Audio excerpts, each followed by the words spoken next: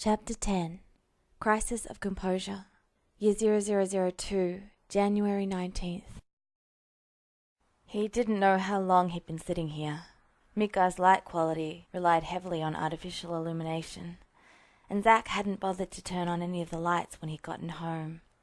A part of him was glad that Cloud didn't seem to be back yet, or perhaps he just wasn't in. A part of him wanted to go down to the slums and seek out Aerith's presence. The rest of him didn't have the energy. His room was dark, the small living room beyond it silent and empty.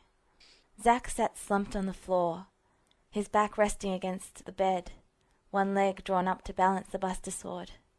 He pressed his forehead against the cold metal.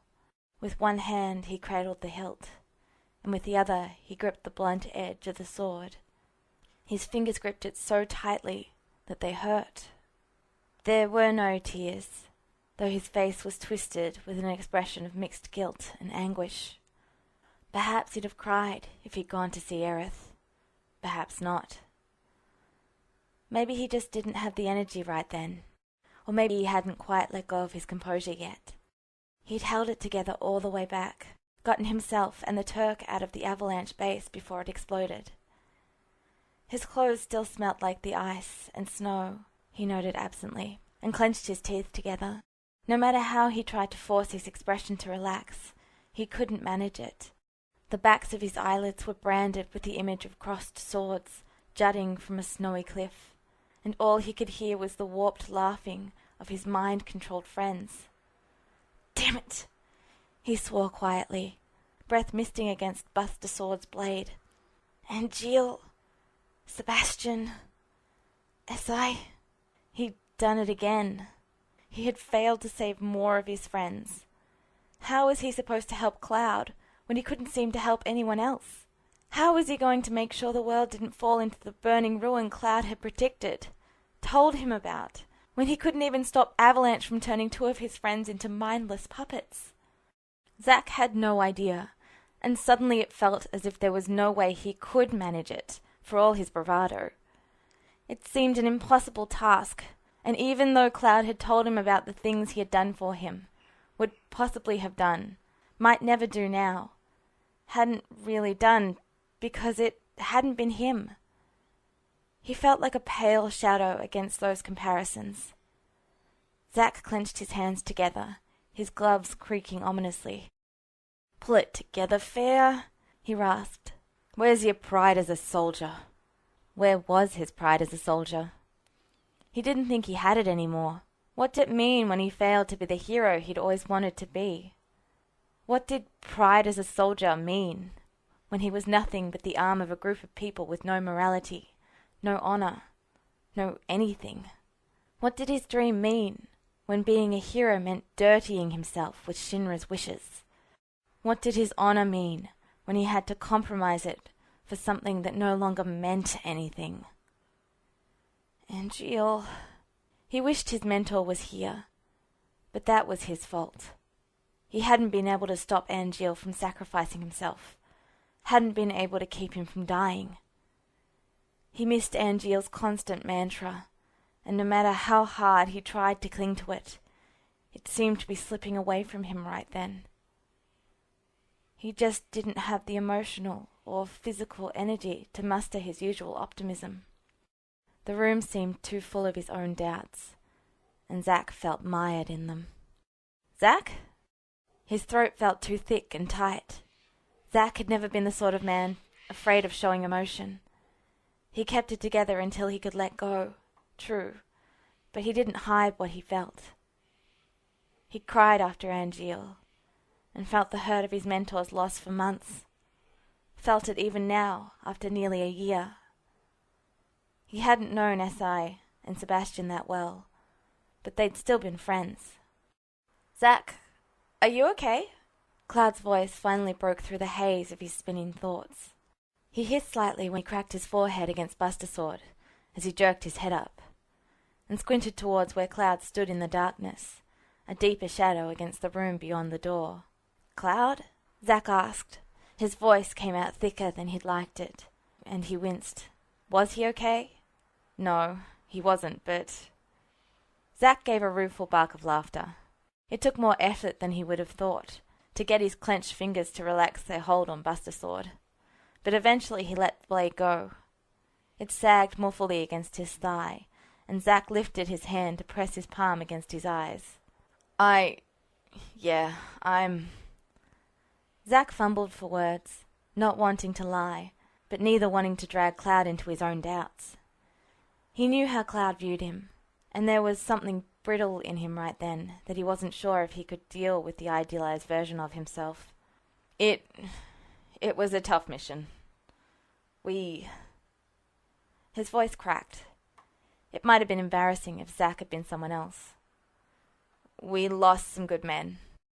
Not just Isaiah and Sebastian either. They'd lost a lot of men to Avalanche. Men that had been under Zack's command. His second mission gone to hell. He was a soldier. This was a military mission and he shouldn't be so bothered by it. But he was. He should expect some losses. Even the losses of friends, and yet... His other hand released Buster's sword's hilt, and the sword clanged against the floor as it slid away from him. Zack brought his hands up, tilted his head back, and pressed the heel of his hands into his eyes. He couldn't be the monster that killed things for pleasure, and he didn't care what got in its way, that some people expected Soldier to be.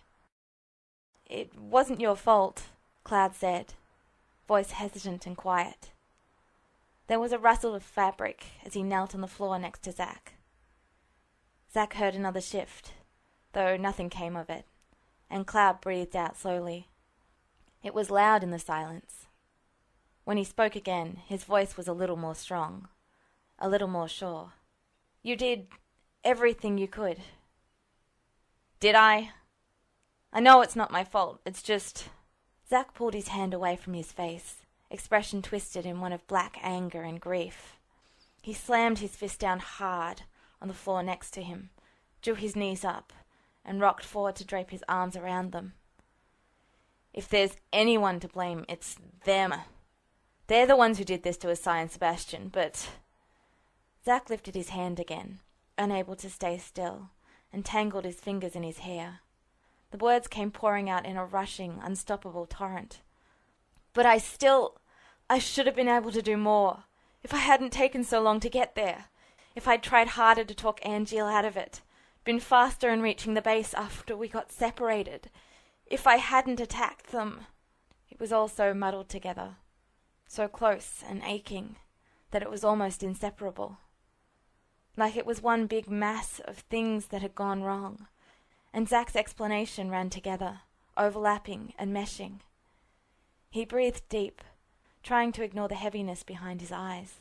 I told you before that I'm not very good at saving people, Cloud. Zack closed his eyes again, seeing Angeal sprawled on the floor, dying from degradation and their fight. Angeal, as he entrusted his dreams and honor to him.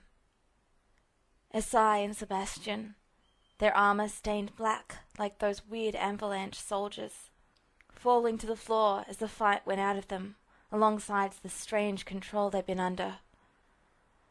Isaiah and Sebastian, as they told him they were happy to have a chance to talk to him one more time. He didn't know if the strikes he dealt to any of them had been the killing blows, or if he'd just ushered them along faster to their inevitable demises. It didn't really matter, because he knew he had a hand in it, that he hadn't managed to bring them back, and that was enough. If he'd been a better soldier, a better friend, a better student, he'd have managed somehow. A hero would have managed it. It might not be his fault, but he'd still failed the people he cared about, and that was almost as bad. You saved me, Cloud said, voice thick. You aren't a failure, Zack. Zack flinched. He'd been afraid of that. Been afraid of Cloud saying something just like that. Right now he couldn't take it. He couldn't stand being compared and feeling ferociously inadequate against himself, of all things. Not when his emotions were raw, and his anger simmering against the loss of more friends, and the part he played in their deaths. It was something that had been in the back of his mind, hanging over the friendship he shared with Cloud like a grim shadow. "No, I didn't," he said, voice sounding more harsh than he'd meant. He lifted his head and glared at Cloud. Maybe he'd save Cloud after the Medial mission. Maybe it'd be okay if that's what Cloud was talking about. But Zack knew it wasn't. "Maybe I would've. Maybe I could've, but I didn't, Cloud." Maybe. Maybe the Zack that Cloud had known before was just better somehow. Or maybe something had happened between now and then that had changed things. Zack didn't know, and he probably never would. That was fine. Zack was fine with being himself, doubts, inadequacies and all. He'd learned something of a new respect for just being himself lately, and there was 1,000 vitriolic things pressing against the back of his teeth that he wanted to say. Venomous, hurtful things about whether Cloud saw him at all, or just a ghost. Whether Cloud was friends with him, or a memory. For a moment it looked as if Cloud was going to say something, but he didn't. And Zack made an impotent sound, forcing back his own words. As upset as he was, as much as it hurt, as much as everything hurt right then. He refused to take it out on Cloud because he understood how haunted he was. Zack knew that he couldn't help it, that it would take time for Cloud to heal, to accept, and that he couldn't be forced. That maybe he'd never be fully recovered. Zack understood that, but it hurt, feeling like he could never live up to what Cloud wanted him to be, like he wasn't enough for his friend. "I'm not him!" The words exploded from him before he could choke them back. He hadn't realized he'd shoved himself to his feet until he nearly tripped over Buster Sword. Zack reached up and pressed a hand to his forehead. "I can't." He couldn't deal with this right now on top of everything else. "I'm going out. He headed for the door, leaving Buster Sword where it lay, not even thinking about it. His mind was too scattered, and he had no idea what he wanted, or where to go right then. He had nothing but the burning urge to get away before he said something to make it worse. Had nothing but the need for some time to be alone with his hurt, to work through it, and he suddenly just wanted to see Aerith. Yeah, I'll see you later, Cloud. Yeah. He tossed a little wave over his shoulder, and was out of the room before he could look back and see what his words had done to Cloud, or hear what Cloud would say. He just couldn't. The trip down to the Sector 5 slums seemed to take forever, yet only a few seconds with his inner turmoil. By the time he was walking through the scuffed dirt and detritus of the path that led to the church, the rush of anger and hurt had left him. Zack felt drained and exhausted, and he knew from the time that Aerith wouldn't be at the church. But it was still a place to go, a respite. He could go there for a while, and enjoy the calm serenity that always filled it. He walked heavily up the wide stone steps, and gently eased open the doors.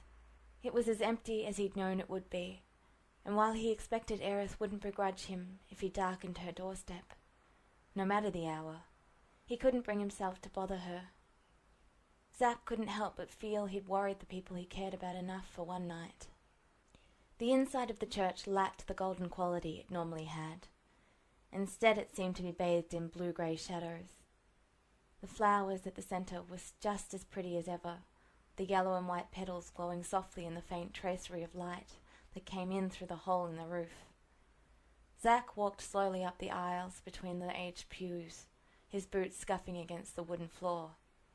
"I feel terrible," he said aloud, as if that would somehow make it better or confirm it. All it did was tell him how wobbly his voice was, and when he sniffed next, and the tears started flowing, he was less surprised. He dashed the back of his arm over his eyes, and blinked until he could see straight again. Zack stepped around the pew in the front row, and sank down to sit on it, then slumped forward and braced his forearms on his knees. The faint light played off his gloves, highlighting them lightly around the edges of his fingers and palms. It wasn't until a choked sob caught in his throat that he realized the tears were back, and this time he didn't try to stop them, just hunched his shoulders and let them fall. He never heard the soft creak of the door, nor the hurried footsteps. The first time he noticed Aerith's presence was as she sat down beside him and slid her arms around him. "Zach," she breathed, then didn't say a word more. She just let him cry as she had done before, and Zach was grateful for it, grateful for the contact, her warm presence, for her silent support, and the way she simply understood. Grateful that she was there for him somehow, for the light touch of her hand against his back, and her arm around his waist.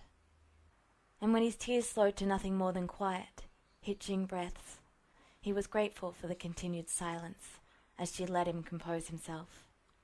When at last he lifted his head and looked up at her, Aerith smiled at him sadly.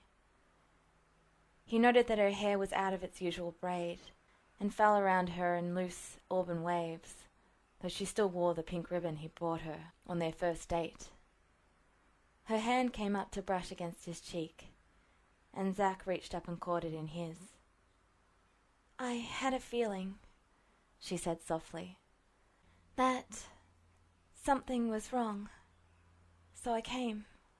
He summoned up a reflection of his usual smile for her, and sank back against the pew. She slid with him, resting against his side. Her hair tickled his arm. Silence pressed around them, and the exhaustion dragged at Zach, his eyes gritty and sore, and his throat raw. "Two of my friends," he said, then trailed off into a soft little sound. "They'll be okay," she said softly. He believed her. "And Cloud," he added. "I shouldn't have said that to him." The guilt hit him hard. He'd been terrible to Cloud, said horrible things to his friend. He heard her exhale, could imagine her slight smile.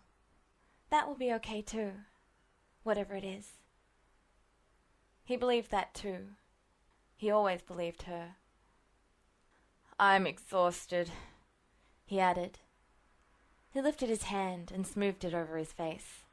He still needed to talk to Cloud, to tell him he was sorry for snapping at him, to tell him he hadn't meant to be an ass, and to make sure he hadn't hurt him too badly.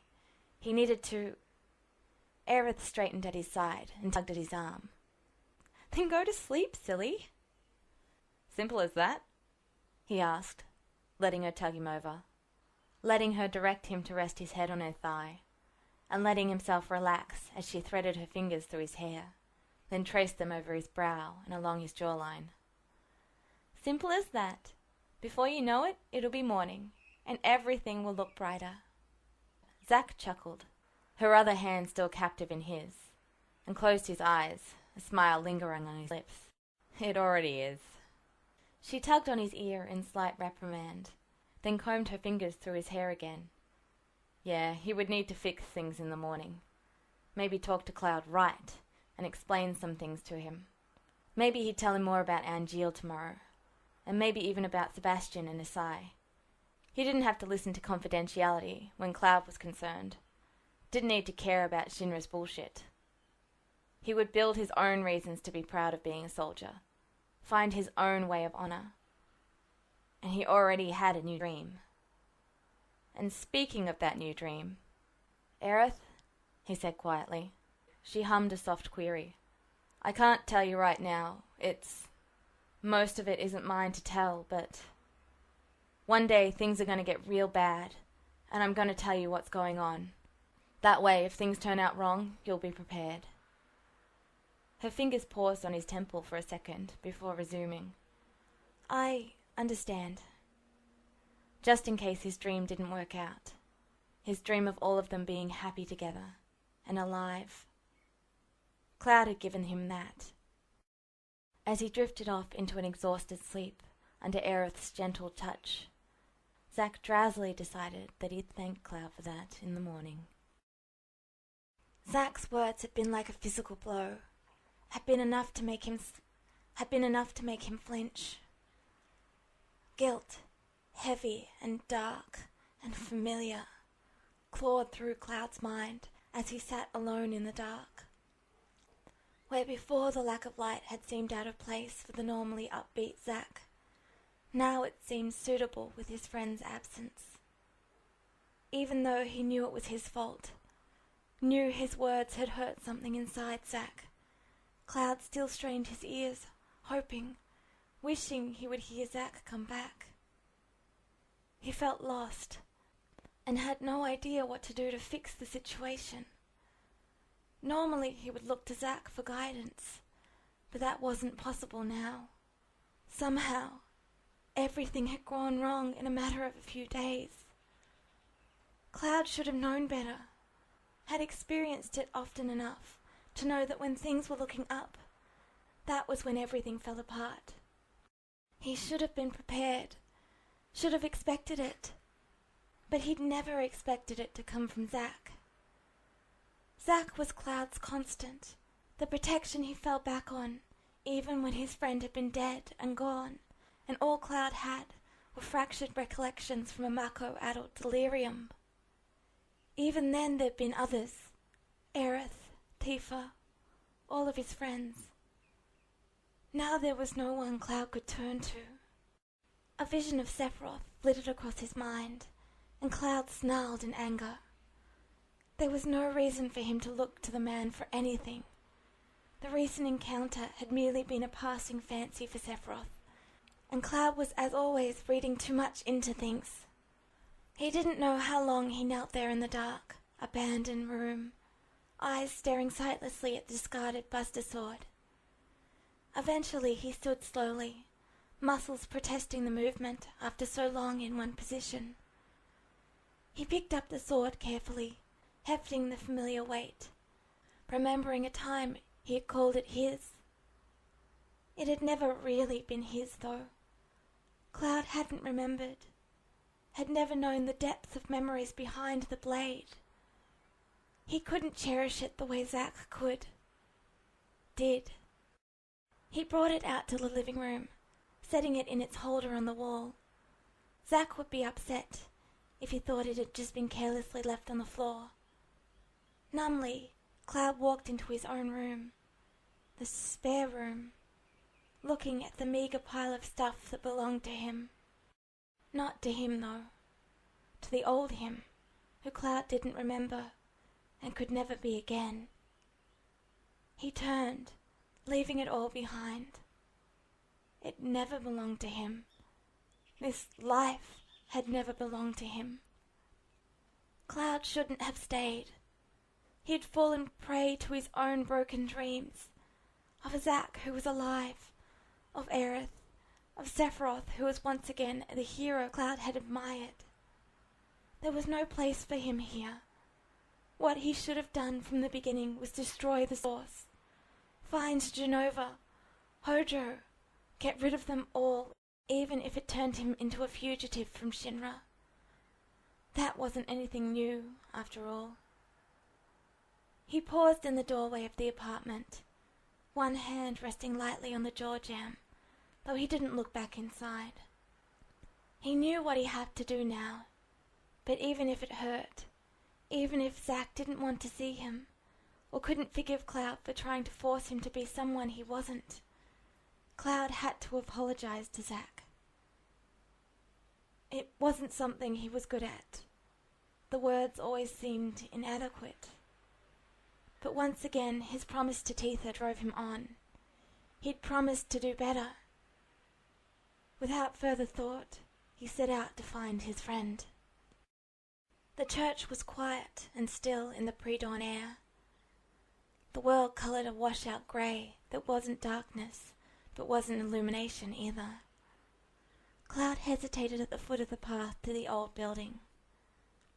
There had been no doubt for him, not really, at where Zack would go at a time like this.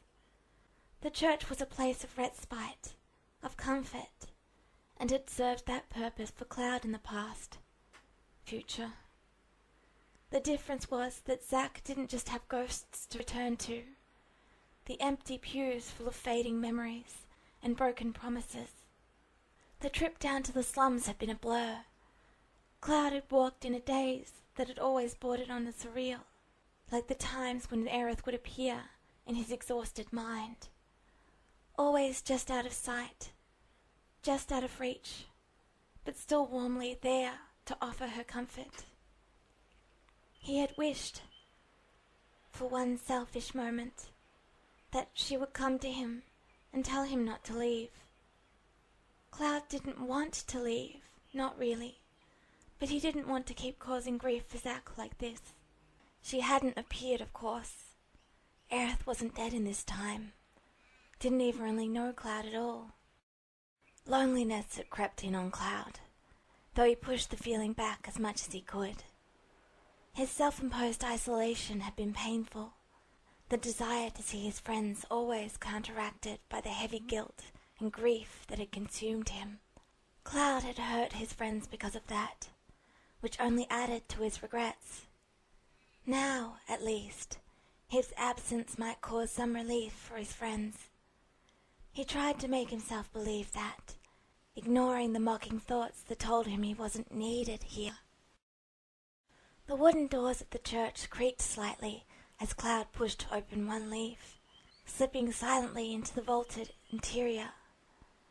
Shadows clung to the walls and ceiling, but down the center of the aisle, Aerith's flowers glowed silvery in the meager light. The sight was familiar to Cloud, one he'd seen after many sleepless nights spent in the church. He walked forward slowly, boots scraping lightly on the wooden floor as he tried to fortify himself for the confrontation he knew lay ahead. Zack wasn't immediately visible, but Cloud could see some of the familiar pink ribbon in Aerith's hair where she sat in the front row of pews. As he got closer, she turned her head. Her eyes caught his as she offered a welcoming smile. Cloud tried to stop the warm feeling that gave him. If he lingered here too long, he knew he would lose his nerve, be unable to leave, even if the world went to hell again because of it. When the reclining form on the bench next to Aerith came into view, Cloud paused. He was intruding once again. Aerith smiled at him, as if telling him she'd understand if he chose to sit down, or if he turned and left without another word. There was nothing accusing in the expression. There never was, Cloud knew. Not in hers, and not in Zack's either. He closed his eyes for a moment, fighting against the urge to turn and run away again, to not face Zack's angry, hurt expression. A vision of Tifa's warm, worried eyes filled his mind, a memory of her hopeful tone as she asked one more promise from him. Not pushing, not expecting, and he knew he couldn't fail her again, couldn't break another promise he'd made for her. Cloud opened his eyes and stepped forward, sitting gingerly on the bench next to Aerith. Zack appeared to be asleep, completely unaware of his presence. They sat in silence for a while. Cloud stared sightlessly at the field of flowers in front of him. He was loath to break the peace, wishing the problem would just vanish in dawn's light like the clinging shadows. He knew better, but wished all the same. Aerith let out a faint breath that might have been a sigh, or maybe something else entirely. She brought up a hand from where it covered Zack's, resting lightly over her knee, and touched Cloud's arm lightly. "How are you doing, Cloud?" she asked softly. The question was incongruously normal for how horrible Cloud felt. He blinked as he pulled himself out of his daze. It hadn't been obvious, but Cloud was now realizing how tired he really was. He hadn't slept at all, and had just returned from that confusing and exhilarating mission. He'd been looking forward to talking to Zack, to try and figure out what Sephiroth's actions had meant, what it might mean for the future. Walking in on a miserable Zack hadn't been part of the plan, and Cloud had failed at that too. But Aerith wasn't judging him or accusing him. If she even thought he had anything to do with Zack's current upset, she obviously didn't condemn him for that. Cloud was thrown once again by Aerith's understanding nature and patience. It felt like something he didn't deserve when he couldn't even be truthful as to who he was and why she meant so much to him. Once again he was hiding behind a mask of someone else. Only this time he was aware of the lie. I made a mistake, Cloud said finally, his voice sounding muffled, lost in the high ceiling and still air. He risked a small, sideways look at Zack, who hadn't stirred. Zack's face was relaxed in sleep, though Cloud could see the faint trace of tears. Guilt swelled in him again, all too aware of his inability to offer comfort when his friend had needed it. "We all make mistakes sometimes," she said with a small, warm smile. "You just have to try and fix the ones that are fixable, and learn from them." She paused, hand stilling where it was smoothing over Zack's hair, and looked more directly at Cloud. Aerith ducked her head down, urban hair slithering loosely over her shoulder. "Do you want to talk about it?" Cloud clenched his hands together in his lap, and the leather creaked softly in protest. He turned his head slightly, almost afraid she would vanish, like his visions of her always had. Aerith remained solid, her green eyes catching his easily. The reassurance that she was still here helped him relax, though his emotions were still in turmoil. What if you can't fix them? What if they hurt others?" Cloud asked. He wasn't sure anymore if he was talking about his slip-up with Zack, or if he meant when he'd failed to save her, or even if he meant when he'd failed to stop Sephiroth. There were so many times in his life that his failures had hurt others. Learn from his mistakes. He learned every time how much they hurt. But it seemed he was unable to prevent further tragedies from happening anyway. How do you accept another chance?" Cloud dropped his gaze back to his tightly clenched hands, his voice a hoarse whisper. "Then you pick yourself up and keep on trying," Zack mumbled, voice rough with sleep. "And second chances don't come along often, so you better grab them when you can, and make the best of it." Cloud nearly choked at the unexpected interruption, and he flinched slightly as he realized Zack had woken up. Even before Zack's optimistic words reached him, Cloud knew it was too late for him to run away. It had been an impulsive reaction, one he knew Zack would never have stood for if Cloud had tried to go through with it. Unlike Tifa's unobtrusive attention that prevented her from following him when he chose to vanish, Zack would probably have dropped everything to hunt him down. "Hey, Cloud," Zack said after a moment longer. "I'm really sorry for what I said. I didn't mean to snap at you. And Cloud, thanks." Cloud had no idea what to do with the apology. There was no reason for Zack to be sorry. All Cloud had done was make the situation worse after all. Even more baffling was the thanks. Cloud was left bewildered, even as the weak dawn light broke through the underside of the plate's constant gloom. He tried to formulate some sort of response, but found himself unable to, as the confusion and guilt swirled into a leaden feeling in the pit of his stomach. "I don't understand," Cloud said finally, looking at Zack helplessly. "I didn't mean to compare." He trailed off as his gaze turned to Aerith guiltily. "I'm sorry." Cloud frowned down at his hands again, aware he was messing up this too. He wanted to deny Zack's accusations of earlier, that he'd been comparing his friend to the Zack that had died for him. It hadn't occurred to Cloud to try to differentiate the two.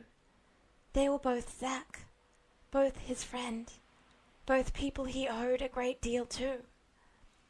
But it was true that they were very different people, even for being the same person.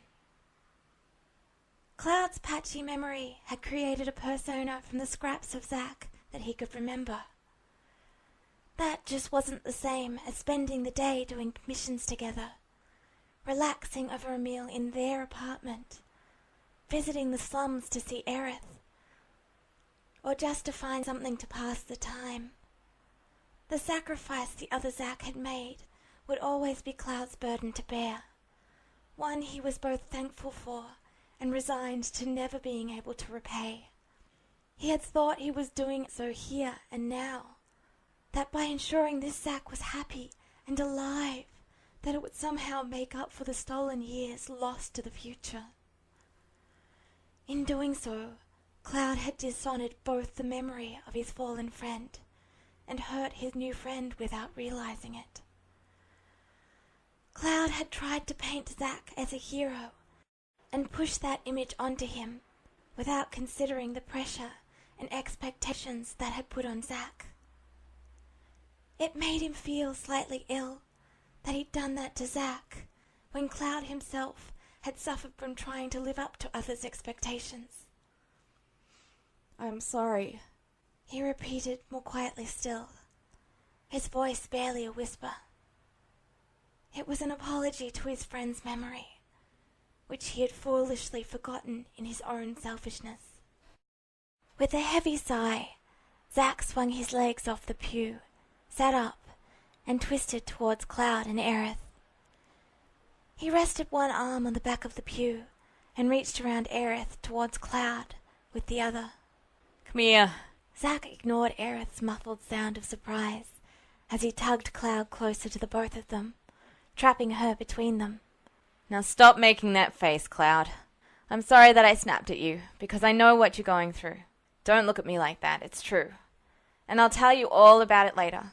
I shouldn't have let my emotions get the better of me either." Cloud succumbed to the sudden embrace with only a slight widening of the eyes. He'd rather expected the tactile response from Zack, already used to his friend's clingy nature. That was, he supposed, the entire point. He knew this Zack, knew his quirks, his likes, his dislikes, whereas before Zack had been a savior, an ideal, an untouchable dream. No matter what happened in his life, it would never change the sacrifice that Zack had died for. But that didn't mean Cloud couldn't find new happiness with this Zack. Aerith wrapped an arm around each of them, apparently surrendering to the group hug with good humor. Aerith's arm around him was also a new comfort. Cloud had known Aerith, could remember the time spent with her clearly, despite his own identity issues at the time. Now that he'd met this younger Aerith, not touched by as much tragedy, he could see the differences in them. The future Aerith had acted a lot like Zack in a way. Perhaps this was her way of keeping his memory alive after he'd gone missing from her life. Even so, there was still a distance between them. Cloud's own twisted perceptions had seen a possible life together with her, for a while at least. Those same delusions had been perceptible to Aerith on some level, he knew. She could see the ghost of her first love in him, because in a very real way, that's exactly what had happened. But she couldn't touch Cloud, because he wasn't there at all. Here, her arm was real and there for him. There was a connection between the three of them that Cloud wasn't sure he'd ever experienced before, and certainly hadn't since Nibelheim. With Tifa, even though she'd wished for more, his own guilt had forced him to keep his distance from her offered warmth. The closest he'd come to this acceptance was from Marlene and Denzel. The orphan in particular had touched Cloud's heart, seeming to be a gift from Aerith to help him heal. Cloud relaxed into Aerith's side, her hair tickling his face as he closed his eyes, The cold fear that had plagued him since Zack had walked out the door was fading, and Cloud marveled at the warmth that took its place. You can't help it, I understand that. It's why I didn't bring it up. I'm not going to be mad at you for that. Zack leaned back and ruffled Cloud's hair. Normally he found it annoying, but this time it was a welcome comfort. And I don't think you realize how much you've helped me just by being my friend, Cloud. You're my second chance, buddy. Don't you forget it, okay? For what it's worth, apology accepted. Full forgiveness given, even. So long as you give us a smile, then we can move on. Is that a deal? Even if he'd wanted to, Cloud couldn't help the quiet chuckle at Zack's characteristically flippant dismissal of Cloud's guilt. It was something he would probably never win at when it came to his friend, and he wouldn't have it any other way. Aerith glanced between the two of them, then nodded. Good, she said. I'm not sure what I would have done if you two decided to be immature about this. Zack winked at her. Probably have us banned from visiting until we made up. She shook her head at him, then extracted herself from between them. As soon as she stood up, she wobbled and gave a little gasp of surprise. Zack snatched her before she could fall, eyes widening with surprised dismay. Aerith, you okay? Aerith winced and rubbed at her leg. My leg must have fallen asleep from you laying on it, she admitted. Oh, ow. As she sank back to sit between them again, Zack's expression transformed into one of utter sheepishness. Aerith, why didn't you wake me up? Or just shove me off? Zack only looked more dismayed when she took one look at him and descended into a fit of girlish giggles. By the time she got herself back under control, Zack looked resigned and amused. It's okay, Aerith gasped. She wiped tears of mirth from her cheeks. I don't mind. But didn't you have somewhere you needed to go? And I need to see to my flowers. Zack sighed faintly and rolled his eyes, then tugged her close to drop a kiss on her forehead. Yeah, He glanced by her to Cloud and gave him a wry smile. I didn't bother to report when I got back last night, so I need to go talk to Lazardveld and sing. He cleared his throat and gave Cloud an uneasy look, which cleared away into determination. After I take care of work for the day, we'll talk. Okay, Cloud? There's some things I want to tell you about. He paused, looking between the two, then stood up and propped his fists on his hips. I'm the only one who got any sleep last night, aren't I? His shoulders slumped, hands sliding off his hips to dangle, before he lifted one to brush through his wild hair. Oh, jeez. Now I feel even worse. Oh, you probably needed it the most, Aerith said, tutting as she ran a hand through her mussed hair.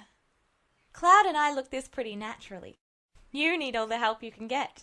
She stood up, rubbing her legs for a moment before straightening completely. Cloud rose too, ready to give her a hand if she needed it. Though from Zack's hovering, he doubted he would get the chance. Her green eyes focused on him, and she reached out a hand to touch him lightly on the shoulder. You are okay, right, Cloud? Just remember he's a big puppy. All bark, no bite. But lots of slobber. She tapped Zack lightly on the chest with her fist. Cloud gave her a warm smile, his exhaustion shining through as the emotional crisis passed. I will be, he affirmed, nodding at Zack. I don't slobber, Zack yelped, then huffed. Man, not you two. It was bad enough that apparently Angeal used to call me a puppy. Shaking his head, he slided around her and tossed an arm over Cloud's shoulder. You make sure to get some sleep, Aerith, and I'll take Cloud back home. As he tugged Cloud off with him, Aerith's merry laughter chased after them. Zack muttered, Come on, let's go. I need to get cleaned up before I go visit the Turks. Cloud nodded, giving a half shrug to dislodge Zack's arm and make walking easier. Idly, he remembered how he had expected this night to end in nothing more challenging than bed. Possibly food if he was feeling ambitious. A look at Zack's face reassured him that his friend was feeling much better, and not just putting up a front. Whatever had caused Zack's grief, Cloud would listen to his friend and offer what comfort he could. If that wasn't enough, Cloud would just have to do more until it was enough. I think, he said, stifling a yawn. I'll wait at the apartment, if that's okay? The query was rhetorical, since Zack didn't need him for checking in with his commander. While Zack was gone, Cloud would try to catch a little bit of sleep, and then they would talk. Somehow, it would all turn out all right.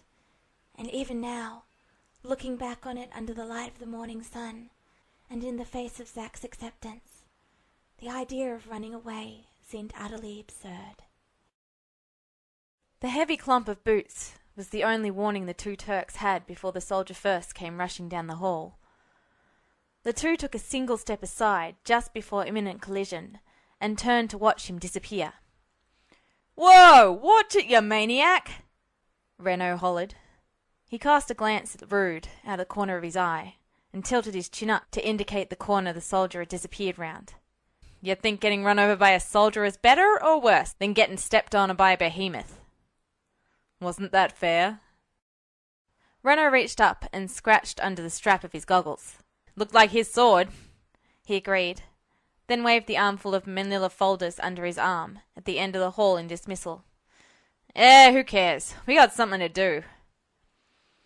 Renault was in a particularly bad mood, so at least he took pleasure in the fact that Fair had looked as harried as he felt. None of the Turks were in a particularly good mood after Vald had been dismissed and Heidegger of all people put in control. Heidegger didn't care about anything but his army, and he sure as shit didn't have a clue of how to handle the Turks. At least they had Singh to run some damage control, but it just wasn't the same without the director. Renault shoved his hands back in his pockets and proceeded to slouch down the hallway again. The door to Central Command opened just as the pair reached it, and Renault found himself face to face with another pair of Turks. He recognized the man who'd opened the door as Guns, and the brunette standing behind him with her arms crossed and a frown on her face had to be one of the new recruits. Renault stared at Guns, who stared back at him for several seconds. "Renault?" he greeted after a moment, backing down and stepping aside enough to let them through. "Rude?" "Guns," Renault drawled. "Rookie?" Rude gave the pair a nod as he followed them in. The brunette frowned at him, but didn't say anything as she followed Guns out. Before the door closed completely, a quick set of footsteps announced another arrival. Renault didn't bother to look as she came in. "So, who are you today?" There was a pause from Cisne as she considered Renault's snide question, then answered with a quiet, "Shuriken." Tseng stood at the head of the room near a bank of computer terminals. The large screens that filled up 3 of the 4 walls cast everything into a flickering blue-green glow. The Shinra logo was displayed on each and every one. There was one more Turk there, standing near the right side screens. She had long, dirty blonde hair, in its usual high ponytail. Shotgun nodded in acknowledgement, a second before Tseng turned away from her to look at the 3 of them curiously. "Renault, Rude, Shuriken," Tseng greeted. Renault thought he looked tired and a little drawn. Having to kowtow to that oaf Heidegger probably wasn't easy. Renault didn't envy Tseng's higher position on the food chain right then. "What can I do for you?" Renault sauntered forward and tossed the folders down on one of the terminals. A slew of printed, awkward photos spilled out. A few drifted down to the floor. "I was wondering if you took the time to hear the latest rumors," Renault said, then smirked. It was sharp and wolfish. He watched Tseng look down, frown, and pick up one of the images.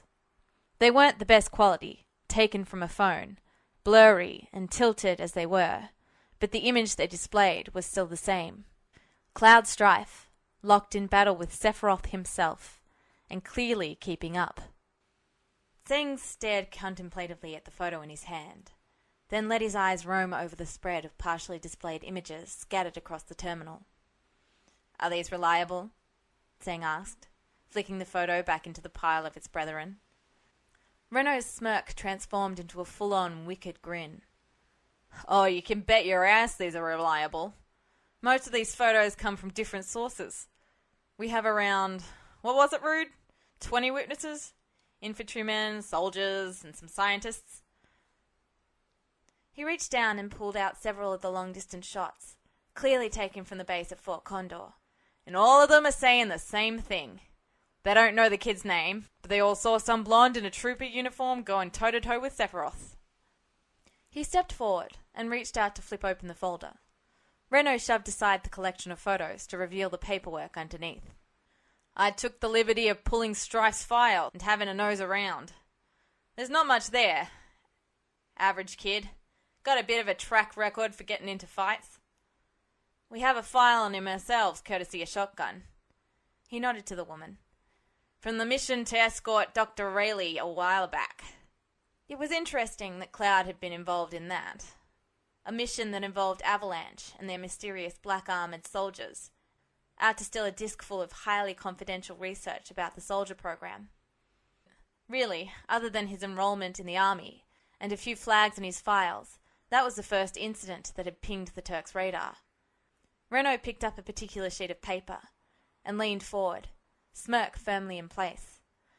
But see, that's not the most interesting part. The silence lingered as Renault gave in to the need for a little dramatic effect. No one seemed willing to play up to it. No one leaned in. No intense attention. Nothing. Man, what a bunch of killjoys. He wasn't willing to give up, though, so it stayed there until it just became awkward. Finally, Rude cleared his throat. Renault. Yeah, Renault huffed. I'm getting to it. Renault brandished the printout. According to Strife's medical file, he was examined by one of Hojo's lab assistants after he got back to Midgar in December. Tseng gave him a blasé look. I fail to see how that is interesting. Oh, but it is, Renault crowed. See, this particular assistant was suddenly transferred to the space program and headed west 2 days after examining Strife. Renault straightened up and looked at the paper, practically preening where he stood. Name of Ellis Bryant. Sounds kind of familiar. Like that guy that was under suspicion for letting some of Hojo's specimens loose. Not to mention he was a geneticist. Didn't have any interest or know-how in rocket science until then. You were also on that mission, Tseng said, looking to Cisne. Were you able to observe Strife after his accident? Your report mentioned he suffered from obvious signs of Mako poisoning. Yet a medical staff cleared him a few days later, and then was reassigned immediately after. Tseng frowned at the obvious sign of tampering, and Renault grinned slyly. He could almost see Tseng's train of thought. After all, it was one thing to learn that someone in Shinra wanted to cover up information about the trooper, but it was another to leave an obvious trail. Normally such procedures were handled by the Turks, who ensured that any trail left behind would lead to dead ends. Who had ordered it then? The most likely candidate was Lazard. But why? What was his purpose? A trooper fell into contact with diluted Mako and is suddenly able to keep up with Sephiroth? Perhaps the medical exam had come up with an anomaly the soldiers were trying to exploit. Each branch of Shinra liked to keep their cards close to their chest, so if Lazard had discovered a potential asset he could exploit, it made sense that he would rush to cover up the evidence. Who had contact with Strife before and after the Medial mission? Tseng asked abruptly, fixing his subordinates with a sharp look. Their first order of business was to collect as much information as possible, and if there was one thing Turks were good at, it was finding out other people's business. Renault shrugged. I've seen him twice since the Medial mission, when we went in to save their asses and again in mid-December, but I wouldn't really call it contact. Rude's had more contact with him than I have. Rude nodded, once as they reported in right after their return from the mission. He was with Fair and Sephiroth when they reported to Lazard. Tseng raised an eyebrow at that. He looked well. Renault looked too. The kid had to be made of some tough stuff to be up and about after the kind of treatment the report gave. It wasn't every day someone took a nosedive into some Mako, and the soldiers didn't seem to think too highly of their little showers. A little uncomfortable, but otherwise healthy. Man, Renault griped, you never told me about this. It didn't seem important. And, Tseng interrupted, before Renault could lament on his partner's failure to communicate. Rude lifted his shoulders in a faint shrug. That's all. What about the 24th? Renault demanded. Strife was there. We didn't say anything. When was the Medial mission? Shotgun interrupted before things could take a further tangent. Tseng flipped through some of the papers Renault had brought in, clearly double-checking his information. They were dispatched on the 10th of December, 01, and had to be pulled out the next day. Once before and once after then, she said thoughtfully, with the Rayleigh mission and during the festival. Good. Did you notice an obvious change in appearance or behaviour? Tseng asked, not looking up as he wrote a quick note in the margin of the report. Renault leaned forward to peer at the notation thoughtfully. A change in behaviour could be caused by Mako, but would more likely be caused by whatever the director was up to with Strife. While not as extreme as the Shinra scientists, even Lazard fell prey to using his soldiers in experiments. If Shotgun could give them a baseline... Shotgun remained quiet for several seconds, gaze turned upwards in contemplation. While I did have some time to observe him, he did seem a little more reserved than before. The Cloud Strife I met was a little brash and idealistic. He refused to back down and flee the scene when Avalanche showed up, and instead insisted on aiding in combat and protecting his comrades and charged to the end. He also refused to let Dr. Rayleigh be harmed, to protect the disc she was carrying. She paused again, lips parted as she waved over a bit of information, then frowned. He did display a surprising ability with a sword for a trooper, and managed to wield one of the large soldier-type swords the Black Avalanche soldiers wield. She smiled wryly and shrugged, ponytail bouncing. He said he was desperate. Tseng's gaze turned back to the photos still scattered haphazardly, and Renault gave a low whistle. Now that same random trooper was exchanging blows with Shinra's best.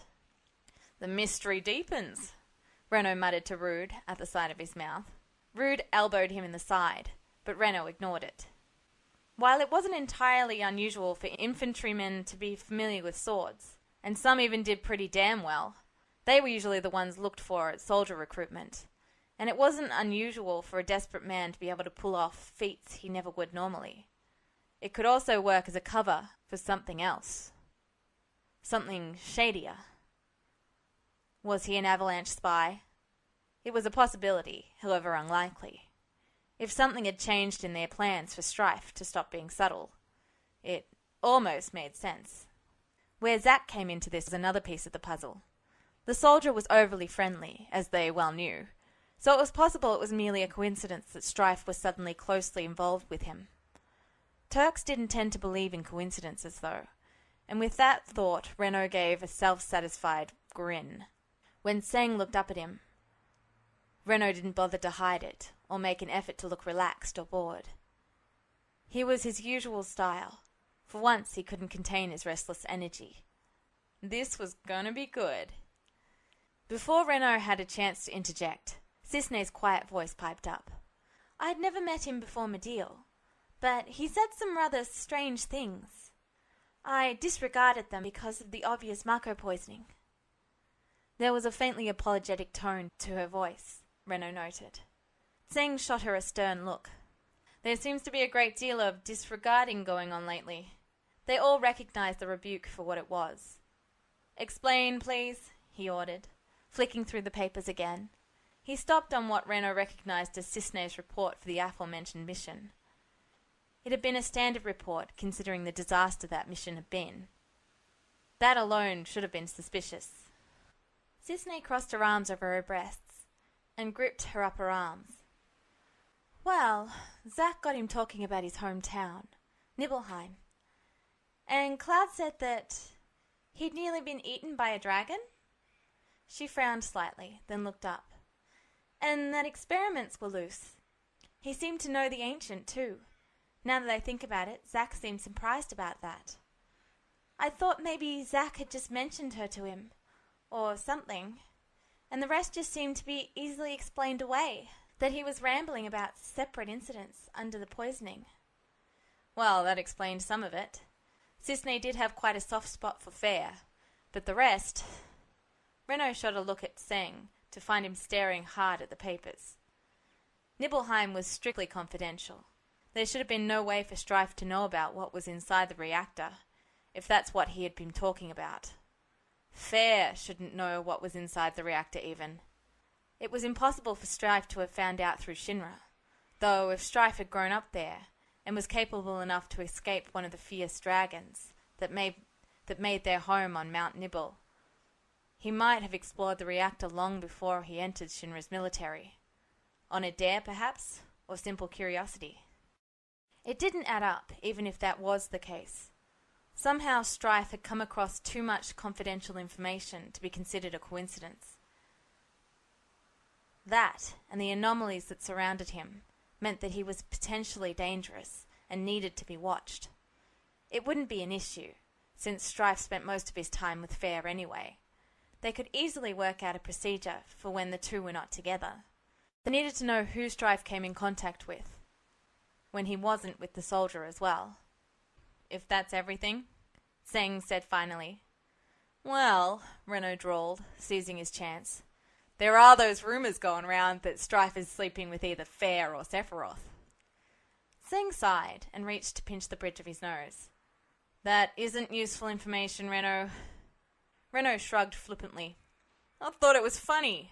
And you gotta admit it's a cute picture, he cooed, even as he reached out and tugged one of the photos out from under the stack. Tseng took a moment to stare at it in obvious surprise, lips parted, then shook his head and turned away. Renault grinned wickedly at his back. With a slight shake of his head, Tseng straightened his shoulders. Shotgun, I want you to go to Nibelheim and do some discreet inquiries regarding Strife. Renault, Rude, do a little digging and see if Lazard is up to anything, and see if you can find more information on Bryant. See if he ever arrived, or if he's just vanished. And Shuriken, Cisne looked up at him. I want you to start keeping an eye on Cloud Strife as well. You think we got trouble then? Renault asked curiously. The answer was obvious. They always had trouble. But it was nice to see what Tseng thought of the issue anyway. Renault always did like conspiracies a little too much. I hope that all we have is an up-and-coming new soldier that, with Fair, will finish replacing Genesis and Angeal, Tseng said carefully. We can't be too cautious. Renault gave him a jaunty salute and turned to leave while Tseng gathered up the scattered documents and photos. Sure thing. You leave it to us. As the door shut behind him, Renault remarked, See, this is more interesting than looking for Avalanche's hidey holes. Beside him, Rude sighed. Cloud stirred as an insistent and near-constant banging sound broke into his dreamless sleep. He blinked open his eyes groggily, aware of the sheets making an impressive attempt to suffocate him from where they had twisted around his chest and arms, and tried to figure out what it was that had roused him. The pounding noise resolved itself into knocking, the hollow thunks echoing through the quiet apartment. Cloud sat up, wincing at the disorientating feeling as the blood rushed from his head at the sudden movement.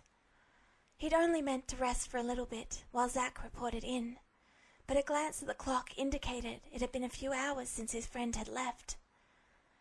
Perhaps Zack had lingered, to give Cloud a chance to sleep before they met up again. Whatever the reason, that didn't change the fact that somebody was pounding on the apartment door and didn't seem to be going away. What greeted him when he opened the door should have surprised him, but somehow Cloud found the sight of Gibbs and Edge, the latter with his fist still upraised to bang on the door, completely inevitable. Without a word of greeting or acknowledgement, Cloud let the door slide close as he turned to retreat back to his room. If Zack wasn't back yet, then Cloud would just have to go hunt him down. Cloud would even put up with facing the frightfully pesky receptionist if he could find some way to dodge his unwanted shadows. That plan was quickly spoiled as the door jammed against Edge's boot, where the man had stuck it to prevent the door being shut. Don't be like that, Cloud, the third rumbled callously, pushing the door open. The heat of Cloud's glare passed right through him as he and Gibbs invaded the living room. We heard your team got in last night, and here you are still lazing around. He looked Cloud's rumpled form up and down. You look whipped enough for the rumors to be true, Gibbs said, also eyeing Cloud critically. Cloud raised a non-committal eyebrow, though he couldn't bring himself to care what sort of rumors were circulating already. He should have known his fight with Sephiroth couldn't help but become a spectacle. In the light of his problems with Zack, however, all he wished was that his friend wouldn't hear about them before Cloud got a chance to talk to him first. Ignoring his unasked-for companions for the time being, Cloud made his way back to his room. He hadn't bothered to remove his boots earlier, just lying atop the sheets, fully clothed. That meant all he had to do was collect his sword from where it had been haphazardly leaned against the wall. Cloud eyed his dented helmet for a moment, before dismissing the wreck. There was nothing to be done about it for now. Returning to the living room, Cloud found Gibbs and Edge much as he'd left them. The former stood patiently with his arms crossed, though the other third had flopped into an armchair. Cloud didn't bother acknowledging them this time either. He wasn't sure what they wanted, but neither soldier seemed to be in a rush to let him know why they invaded the apartment. It was probably something to do with the rumors, he thought acidly. Even when he wasn't present, Sephiroth still managed to make Cloud's life more difficult. "Where are you off to?" Edge asked gruffly, unfolding himself from the chair to follow Cloud out the door. Gibbs had stepped out in front of Cloud, where he stood respectfully to one side to let Cloud pass him on the way to the elevator. "Why are you here?" Cloud asked quietly, in lieu of answering Edge's question. "Can't a guy come visit his friends when he's got a hankering?" Edge retorted, his teeth bared in a mocking smile. Neither soldier wore their helmets, indicating their off-duty status. "We wanted to make sure you were doing okay, of course," Gibbs said, as if his partner hadn't spoken at all. "It seems you can't even go on a simple escort mission without getting your ass in the fire." Cloud shook his head, but didn't remark further on the man's presence. He wasn't about to elaborate on what had transpired. First he had to find Zack, so they could straighten things out from earlier. Then he'd worry about the fight with Sephiroth and its repercussions. His two silent shadows dogged his steps as Cloud exited the apartment building. The most likely place Zack would be was the Shinra building. If his friend wasn't there, then it was likely someone there would know where Zack was, at least. As Cloud passed the guard booth on his way out of the soldier complex, he caught the double take the soldier on duty gave him as he walked by. The reminder caused Cloud to regret his damaged helmet. At least that would have prevented him from being gawked at by anyone who heard whatever rumor was floating around. "Hey look, there he is!" A familiar voice rang out, clearly across the street. "Hey, Cloud! Hang on!" Cloud shot Edge a look when the third let out a poorly stifled chuckle, but did stop and turn to face an eagerly waving Jack. Behind the trooper, Cloud recognized Sparrow's dark figure, but the two troopers were in the middle of a crowd of other soldiers he didn't know. Frowning, Cloud contemplated just moving on, but didn't have a choice to choose as Jack dotted over. "We just heard the news," Jack said as he stopped a few feet away, shifting from foot to foot in an inability to stay still. "It's just a rumor, trooper," Gibbs cut in, stepping forward and shoving the other's helmet roughly. "You should know better than to go spreading things around like that." "Hey!" Jack yelped in protest, both hands going to straighten his headgear out. "I didn't spread any rumors. I just heard about it from Terrence." A flailing hand indicated one of the other troopers, who started guiltily from where he'd been staring at Cloud. All of the troopers were staring at him, Cloud noted uncomfortably. Even Sparrow was giving him a calculating look. His mouth pulled into a half grimace, half smirk, as if he couldn't quite believe it was Cloud standing there. There was a sudden jostle in the crowd, as several troopers were shoved aside, and Zack came stumbling into their midst. "Cloud!" he yelled. "There you are! I was just coming to find you." Reaching out, Zack gripped Cloud's shoulder. Cloud frowned as he noted that his friend's shirt was sliced open in a few neat lines that showed the blood-stained flesh beneath.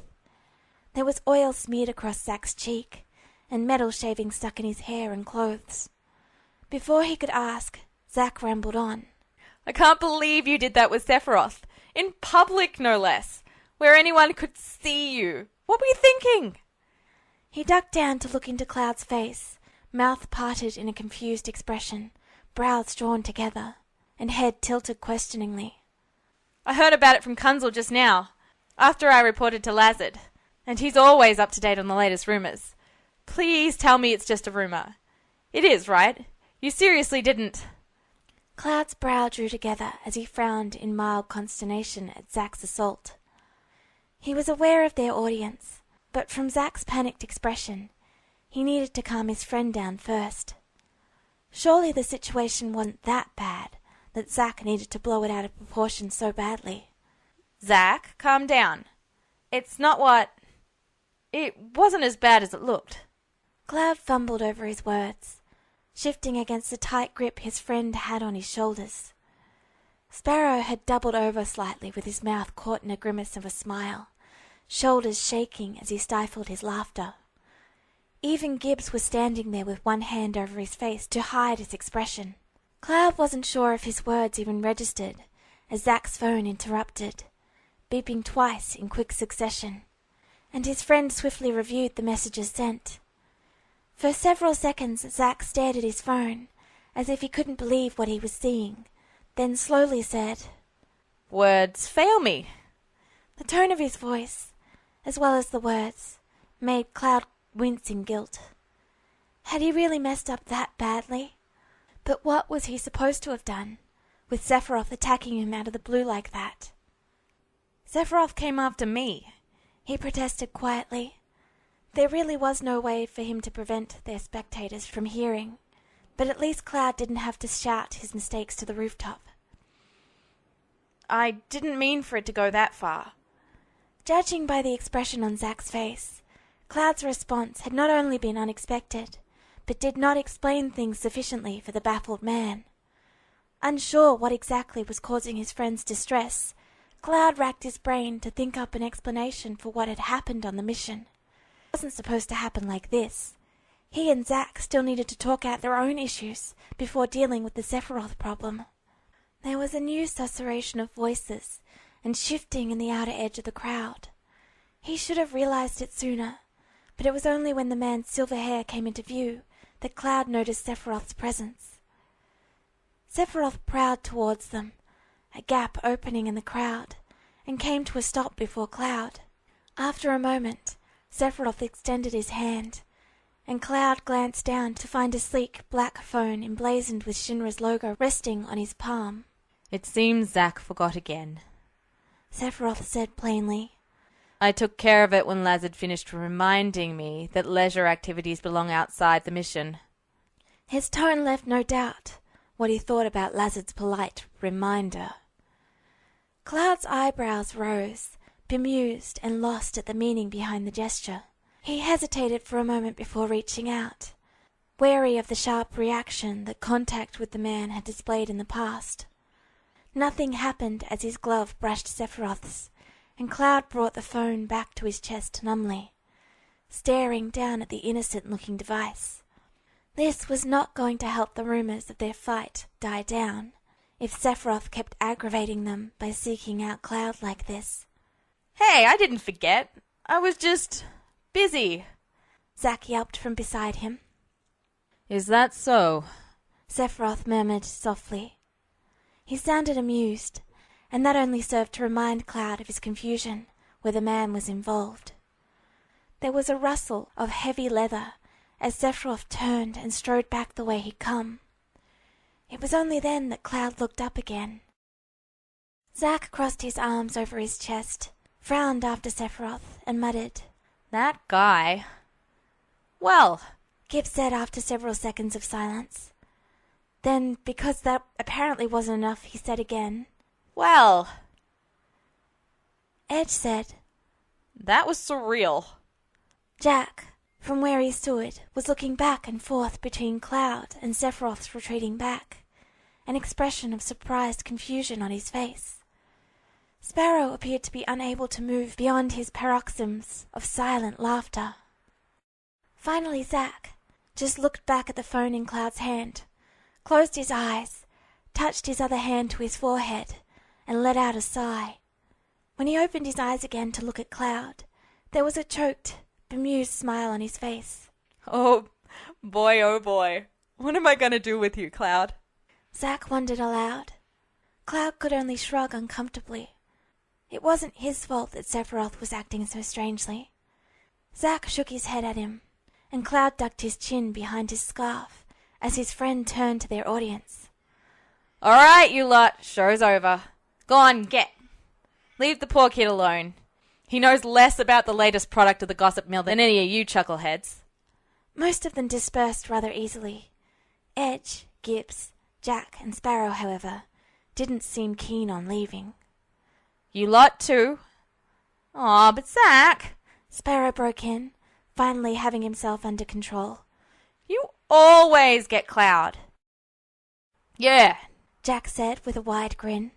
Didn't your mom ever teach you to, share? That's cruel, invoking my mom like that. Zack said blithely, even as he grabbed Cloud's upper arm and began towing him back towards the soldier apartments. And totally unnecessary. Besides, I called dibs early this morning. You can have him tomorrow after we're off duty. Glancing at Cloud, he amended. If you can catch him. And no, I'm not helping you hunt him down. Ignoring further protests, Zack waited until they were a little further from the group, then let Cloud go.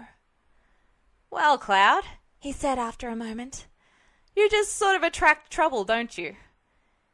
And Angeal thought I was difficult. Sheesh. He was grinning as he said it, and reached over to snatch Cloud's new phone. Cloud relinquished it with a twinge of relief, only for it to be replaced with marked confusion as Zack handed over his own phone. Whoa, hey, he got you one of the soldier access ones. Zack muttered after a second of fiddling with the device. Take a look at the message on my phone, Cloud. You might be, interested in it. Obediently, Cloud glanced down at the message displayed, noting the sender was the Silver Elite. If Cloud hadn't known better, he almost would have thought Zack had renamed Sephiroth's contact information to that name. It sounded like something his friend would do, at least. Shaking himself mentally to clear away his distracted thoughts, Cloud let his eyes skim over the message, his face going blank as the words sunk in. Potential attraction? Revealing photo? Almost reluctantly, Cloud thumbed down through the message until he finally reached the picture that had been attached. It was of Cloud asleep on the couch in Fort Condor's common room. Across his lap was Sephiroth's coat, which Cloud distinctly remembered the man leaving on the other side of the couch when he'd left. Looking closer, and only because Cloud was looking for it, he saw a tuft of black feathers peeking out from under the coat on his lap. Veery had obviously wanted company sometime in the night, and had decided Cloud was the perfect candidate. Sighing, Cloud snapped the phone closed, glancing sideways at Zack. It's still not my fault, he mumbled. He wondered idly if Zack would be angry if Cloud chucked his phone over the rooftops. It would certainly make Cloud feel better. It was almost physically painful, but he was deliberately not thinking about what the email was implying. The last of his sanity would surely crack if Cloud even contemplated him and... Why are you part of Sephiroth's fan club? He asked abruptly to distract himself. It was a legitimate question, however. From what Cloud had observed, Zack wasn't the type to fawn over Sephiroth's every move, and this club seemed rather stalkerish to him. Zack reached over and snatched his phone out of Cloud's hand, even as he said, Oh, I'm sure it isn't. But let's face it, pretty much everyone is sure you're either sleeping with me or Sephiroth by now. I'm guessing this latest batch of rumors will have everyone leaning towards the latter. The way he spoke made it obvious he was distracted by the phones in his hands. He paused for a moment to snap Cloud's new phone closed, then held it out to him. As for the Silver Elite, I joined accidentally. I was down in the slums and wandered into the park in Sector 6. You know the one, right? Well, I was there, ran into a lady just standing around, and the next thing I know, she's giving me this weird quiz about Sephiroth. And then she wanted my contact info for the fan club. I figured, why not? I'd already joined Angeal's and both of Genesis's. The emails are entertaining, if nothing else. They were walking across the centre courtyard now, having already passed back into the sectioned-off compound. The building loomed before them. Zack scratched the back of his head and went on. They apparently know what shampoo Sephiroth uses. I'd really like to know who their source of information is, because they must be better than a Turk to have pulled that off. Bringing his hand up to massage the bridge of his nose, Cloud closed his eyes in resignation. Zack, Can we just drop this? I don't think I can handle it right now. His traitorous mind was also wondering what other information the group had managed to dig up, and Cloud did not need the mental images to go with that. He stomped heavily on the memory of bared, pale skin as Sephiroth shed his coat, uncomfortably aware, despite their animosity, or Cloud's at least, the man was one of the most good-looking people Cloud had ever seen. Dropping his hands again, Cloud took a moment to observe his friend more closely. He'd noticed Zack's battered appearance before, but had been too distracted by the chaos to comment on it. Now he took in the ripped and blood-stained clothing. At least Zack looked more animated than he had last night, or even this morning. That didn't mean there was nothing wrong anymore, just that Zack was handling his problems in his normal, optimistic way. Cloud envied him that ability. We should head back. You probably want to get out of that. Cloud gestured to Zack's ripped shirt with one hand. Right now, retreating to the relative privacy of the apartment seemed like the best thing in the world to Cloud. Even Tifa wouldn't begrudge him this minor retreat. Geez, Cloud, I'm taken, you know? Zack huffed. And fine, we'll stop talking about how your plans to turn all of the best-looking soldiers into your personal harem is going. This time Cloud couldn't help the flush of embarrassment at Zack's teasing. He could have helped the not-so-gentle punch he gave his friend's arm, but revelled in the surprised yelp that produced. Stalking ahead of Zack, he dearly wished Shinra didn't have so many electric sliding doors. It would have allowed for the admittedly petty move of slamming the door in Zack's face. He settled for not saying anything further until the pair entered their apartment, to allow his rolling emotions to cool. Cloud had been so caught up in the heat of the moment that he'd both barely registered Sephiroth's presence earlier, and had nearly forgotten the upset of this morning. The former was becoming easier to handle, and with Cloud's new awareness of how easy it was to mix up the people from his memories with the people they were now. It wasn't only Zack he'd been guilty of doing this to, after all. The latter was harder to swallow. From the emotional stress of thinking he'd ruined his friendship with Zack and dishonored his memory all at once, to the sweet relief and comfort he'd experienced in the church. It shouldn't have been so easy for Cloud to fall back into normalcy, or at least as normal as things were in this time. Never would Cloud have anticipated a second chance quite like this. In a move that was now unconscious, Cloud slipped his sword from his back to lean it against the wall before sitting down on the couch. He sank back into the cushions, the weariness from before making him sigh softly.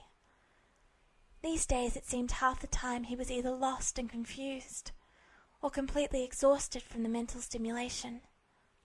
You sound like you need a vacation, Zack said, as he wrestled with his harness for a second before managing to get it off. He dropped it over the back of the couch, as he was wont to do. His gloves landed on the low coffee table in a heap. Can't say I blame you, really. You've only had around a month to get used to things. Zack yanked his shirt off over his head, tossed it vaguely in the direction of his room, then disappeared into the bathroom. The tap on the sink squeaked as he turned it on. When Zack reappeared, making for his room, he announced, "And think about what you want to eat later, so that I don't have to try and pry it out of you. I think that little diner in Sector 8 is serving that icicle-style stew." The couch moved under Cloud as Zack returned and flopped down. Cloud sat up, aware of a shift in the mood. In his hands, Zack had brought a small box, which he opened. Zack dug around in it, then pulled out a photograph from among the various bits of paper and other photos. He took a moment to stare at it. Zach's face had a bittersweet expression as he looked down at the photo which he held out to Cloud to take. Here. Cloud reached out and took it hesitantly. When he looked down, it was the face of a smiling man and a younger Zach. This could only be Angeal, he knew, and his first thought was that now Cloud knew where a lot of Zach's strength came from. Even in the medium of the picture, Angeal looked confident, strong and reliable. The Buster Sword rested on his back, which looked odd in Cloud's eyes when Zach was standing right next to him. Cloud had always thought, could never remember more than the sword belonging to his friend. Yet he could easily see that it was Angeal's sword. Where Cloud had wielded it as a freely given memento, he'd not understood the sword's history as more than pertained to him personally. Zach carried the sword as a reminder, treating it as an immensely precious thing rather than a tool to use. You look young, Cloud said quietly, running a thumb over Zach's sulking face. His hair was shorter. The bangs falling across his forehead made Zach look so much younger. What was he like?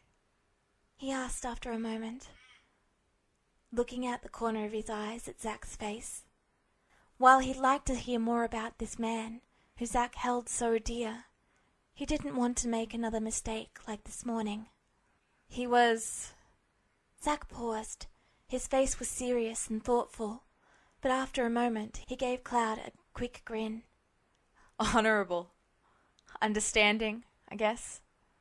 He was the kind of guy who would never stab you in the back, and never leave a friend in need, no matter what. He wasn't like other soldiers, who brag about being strong, even though he was a first class. He wasn't like that. Angeal took real pride in his strength, and his duty as a soldier. He always told me to embrace my dreams. He glanced down at the photo in Cloud's hands, and one hand lifted automatically to rub a thumb across the scar on the side of his jaw. But he liked to give lectures if you messed up. Zach winced sheepishly. I think some of them I could repeat word for word still. Zach leaned forward and braced his elbows on his knees and quoted, Pay attention to your enemy, Zach. Focus, Zach. Be serious, Zach. Cloud listened quietly as Zach spoke. He tried to envision the scene Zach was painting, of the stern but caring man he described. It was impossible. Even if Cloud had met the man, he'd long since been unable to remember how to dream about anything other than regret and memories. But it was nice hearing about it from Zach. Cloud didn't remember much about the 5 years they'd been held captive by Hojo. Between the pain and the muddied memories, as well as his forced amnesia afterwards, most of it was thankfully gone from Cloud's mind. He could remember Zach's warm voice on occasion, however. When the rush and sting of Mako wasn't burning Cloud's senses, there was always his friend there to keep him from getting completely lost to the green haze, to pull himself out of his own dark memories, as well as to prompt his friend to continue. Cloud asked, How did you meet him? I heard he was your mentor? He'd also heard that Angeal was one of Sephiroth's friends, but Cloud was nowhere near brave enough to ask about it here and now. Yeah, I'm not sure why he decided to take me under his wing, Zach said. He gave a smile that was more than half grimace. I was like most youngsters coming to Shinra with their hopes and dreams. And then I made it into the program and I heard all kinds of things about Top 3. Shinra's best soldiers. I don't think there was a defining moment when I met him. Not one that I can remember anyway. Just one day he was there giving me tips and correcting me. And it just was after that. Zach was quiet for a moment as he fiddled with several newspaper clippings before selecting one. I never met Genesis or Sephiroth until after Genesis went AWOL. I wasn't all that interested in them, honestly. I just wanted to work on getting to first class myself. The picture in Zach's hand was black and white, though it might as well have been neon flashing light for how much it caught Cloud's attention. In the picture was Angeal again, and another man who was probably the Genesis Zach was talking about. But what Cloud couldn't help but focus on was Sephiroth's smiling face. It was one thing to see the expression flit fleetingly across the man's face, but here was a captured moment where the silver-haired man was happy, or at least content, between his two best and only friends. Cloud felt a pang of empathy for both Zack and Sephiroth. He might not be able to understand everything that had happened, how it had all fallen apart, but both of them had lost people precious to them. Was it any wonder, then, that things had turned out for the worst? In a life controlled by and subject to Shinra's whims, Sephiroth didn't have any choices as to who he could associate with. When his only confidants had not only vanished, but died, how crushing that must have been for anyone, even the supposedly untouchable general. Even Zack, who made friends as easily as he breathed, had heavy ties to Shinra, which prevented the kind of trust necessary for any close, true friendships to emerge. Cloud's ties to his friends had been forged through necessity and mutual strife, which made theirs a bond that was not easily broken. Even when all hope seemed lost, he knew that, even in his darkest moments, he would have dropped everything to help out any one of them if they'd been in trouble. That was the kind of personality Zack had too. Like Cloud, when he had failed to be able to save his friends, it wounded Zack deeply. Unlike Cloud, however, Zack was strong enough to reach out and accept help when he needed. He could be strong on his own, yet believed in himself enough to know when he needed the support of others. It's just you and Sephiroth as firsts? Cloud asked. He winced slightly, not having meant for that to come out as bluntly as it had. After Sephiroth's fall from grace, the soldier program had all but shut down, though. The remaining soldiers had stayed in the army for the most part, and Cloud had fought against several of them in his various clashes against Shinra, but there had never been one on the same level as Cloud had observed in Zack. If firsts were this rare now, it would explain the lack in the future as well. Zack nodded. Yeah, there's been some talks here and there about changing the requirements and promoting some of the more promising seconds, but no one's really been too bothered about it. He shrugged noncommittally. Kunzel would make a good first. He doesn't really enjoy fighting so much, but he's got a good head for tactics. Zack said thoughtfully. There aren't even as many seconds or thirds anymore. When Genesis defected, he took a bunch of them with him and started turning them into clones of himself. There's no way to get them back. Shinra did some... Zack's mouth twisted, his expression faintly sour. They sent the Turks out to do some recruiting last year to fill the slots and buffer against Avalanche. Of course, you know it's not easy getting into Soldier, so many of them never made it. Some of the ones that did, they're the monsters Angeal and Genesis claimed they were. They're the ones that make Soldier the den of monsters that it is. Angeal always told me to protect my honor as a soldier, but I'm not even sure what that is anymore. What honor is there in killing your own friend? What honor is there in being expected to be nothing but a battle-loving monster, a glorified weapon? What honor is there in anything that Shinra's tainted with its touch? Cloud sat there in silence for a moment, just turning the photo over and over in his hands in an absent movement. It wasn't anything he hadn't heard before. Barrett had often ranted about the evils of Shinra, even when the company turned into only a shell of its former self. In a way, it was true that everything Shinra had a hand in had some underlying horror, some terrible secret that had destroyed lives. But Cloud hadn't realized just how shaken Zack's own faith was. Shinra will fall, he said. Even if things happen differently, it's true. Sighing, Cloud gathered his thoughts, trying to voice what he knew in his heart. Those at the top are too blind to their own faults, and the people are too unhappy with how things are changing. Someone will finish things, either from the inside or the outside. He turned to look at Zack, shrugging helplessly as he finished. It just depends on what sort of people are there to pick up the pieces. Perhaps Shinra harmed everything it touched, but there's no reason for you to believe that's the end. So long as you are alive, there's still hope for a better future.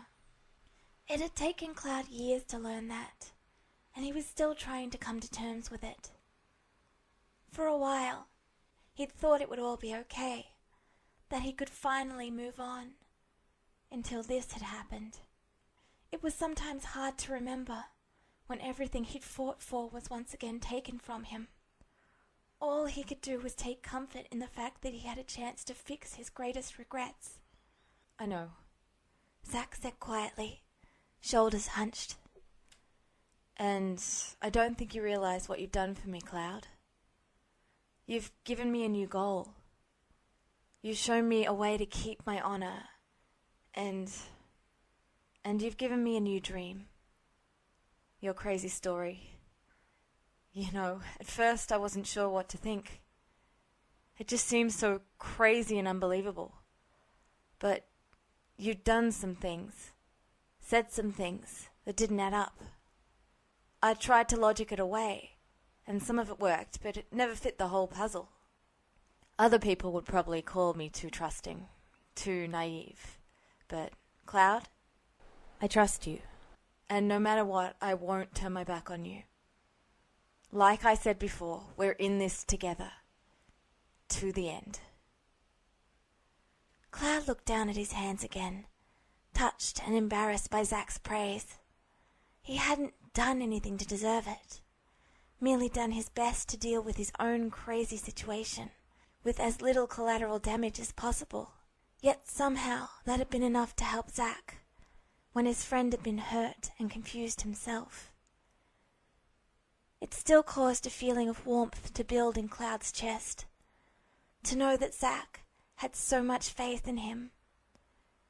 Maybe he didn't deserve it, and maybe things would go wrong in the end, but Zack wouldn't condemn him for it, would instead stand by his side and keep him from falling.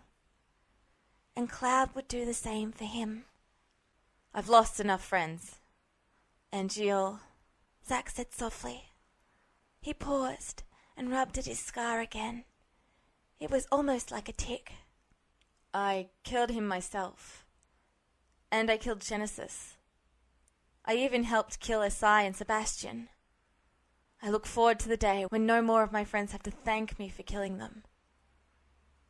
He could only listen in empathy to Zack's confession.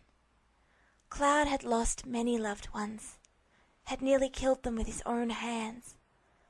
But he couldn't begin to imagine the inner strength it would take to do so, even if it ended their pain and suffering. There was nothing he could say that wouldn't sound trite to the sacrifice Zack had made for his friends. There was still one thing Cloud had to fix, however, even if Zack had forgiven him, dismissed the problem as a minor hurt in the heat of the moment. Cloud had not forgotten Zack's pain denial over Cloud's constant comparison of him and his other self. I know you're not the same person who... Cloud trailed off uncertainly. He ran a finger again over the young Zack in the picture, noting suddenly that the familiar cross-shaped scar was missing as well. Even so, I still know what lengths you're willing to go to. Maybe it's not the same, or won't be, but I can see how similar you are. He looked up at Zack, hoping his sincerity would get through. And how different you are. I never knew that, Zack, like I do you. This, he held the photo up, is all new. And thanks for trusting me. Zack ran his hand over his hair, then snorted out a slight laugh. I met you when I still had my hair like that, he said, nodding at the picture in Cloud's hands. I'd just been promoted to first. Just met Aerith and Angeal. Angeal seemed to be coming around, and I was dispatched to Mediaheim to deal with Genesis. And I met you, or well, the you that you were before. And then Angeal... He shook his head, and looked towards Buster Sword. I understand, because I was like your Angeal in a way, wasn't I? He shook his head again, looking at Cloud, and smiled. I'm pretty sure I would go that far if I had to. For you, or one of my other friends. Even before Medeal, and getting to know you better. He shrugged. It only takes one meeting to become friends with someone, and... Zack looked back at his hands, voice becoming softer. If I had to die for someone I cared about, I think I'd be okay with that. It was just unnerving having you look at me sometimes, like I was a ghost. And I guess I sort of am for you, and like I was the hero I didn't feel I was. And last night, I couldn't take that. I think, though, if I had the chance to get to know Angeal better, if I were in your situation with him, I'd probably have done the same thing, so I can't blame you. His fingers curled into a fist, and he nodded sharply. It hurts, not being able to save the people you care about. So we're going to work hard to make sure we can protect them in the future. I'm going to fight hard to stay alive, and keep everyone else alive too. This time, you won't have to fight alone either. Cloud promised quietly. However strong Zack was, or even Cloud and Sephiroth, they all had fallen when they were alone. Maybe not right away, but the support of others was what had carried Cloud through all the hardships he'd faced. Zack might have promised him that they'd do this together, but Cloud had promised himself that he would be there for Zack. I think we should probably start preparing, though, he added thoughtfully. Zack had brought up a good point. Cloud had been in the past for a month, and they'd done nothing to prepare for the upcoming disaster in Nibelheim. Even now he could almost feel time slipping away from him, as he stood still and did nothing. Sephiroth is very different from what he could become, but that doesn't mean he was still the general in my time, after all. Zack nodded in agreement. Yeah, I was thinking that when we get word that we're heading for Nibelheim, we should clear out anything we want to keep. Maybe take it to Aerith, and if we haven't decided to bring her in on this already, do it then so she's ready. Whatever happens in Nibelheim, I don't think there's going to be a choice to whether we come back to Shinra or not. And explicitly in that statement was Zack's thought that he didn't want to come back. He was only biding his time now, and waiting. There wasn't anything Cloud cared to save. He'd rifled through his other self's things. The detached nature of the circus, it hadn't felt like Cloud's belongings at all. Aside from clothes and a few useless knickknacks, the only thing of note had been a few letters addressed to him in his mother's old, familiar handwriting.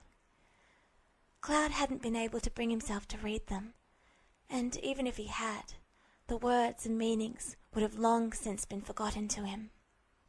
Zack's low voice broke through the silence. I've been thinking about something for a while now. You remember how you told me last month about fighting Sephiroth in the training room? The simulation? And I told you how that had happened to me as well. Well, do you think we should make use of that to train against him? There's no way it's the same, but it's probably the closest we can get. Zack's face twisted into an amused smirk.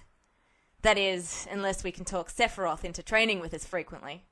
You want to tell me something about that, Cloud? Cloud flinched at the reminder. He hadn't really forgotten about the baffling and thrilling fight, despite everything that had happened. The only reason he could think of for Sephiroth's sudden attack was that the man was suspicious about the intense reaction he had to Cloud's touch. Come to think of it, during the fight, there had been no reaction at all, despite both of them coming in contact with each other several times during the brawl. Suddenly restless, Cloud pushed himself to his feet to pace a few steps forward, turning and frowning at Zack. He just attacked me, Cloud said slowly, remembering the sudden strike of adrenaline when he realized the man was coming at him, and that he was prepared to meet Sephiroth's first swing. But it wasn't... Cloud ran a hand through his hair distractedly. It wasn't serious, even then. He said he wouldn't underestimate me again. What was I supposed to do, Zack?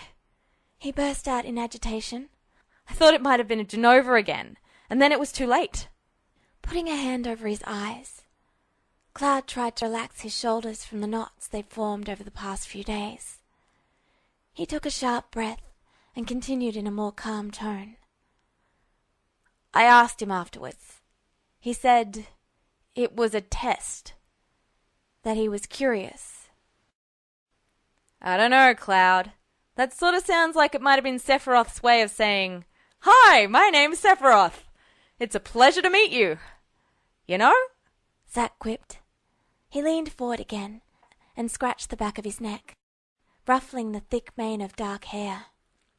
To be serious about the matter, I'm sure you know the man is a terrifyingly intelligent, Cloud. Of course he's suspicious and curious of you. He has been ever since you made him notice you exist. I'm not that close to him really, but he doesn't notice people. Not like he does you. I don't know if it's because you tried to kill him and made a good try at it, or if it's because of all the other weird stuff that's happening around you. Zack shrugged helplessly. I don't think he can figure you out. There's no way he can. He doesn't have the information. And while this certainly brings you into everyone's attention, it might be a good thing. Now Zack looked directly at Cloud and flatly said, You just became important. Anyone who can keep up with Sephiroth like that just became important in Shinra's books. The President is going to want you as a first class as soon as possible.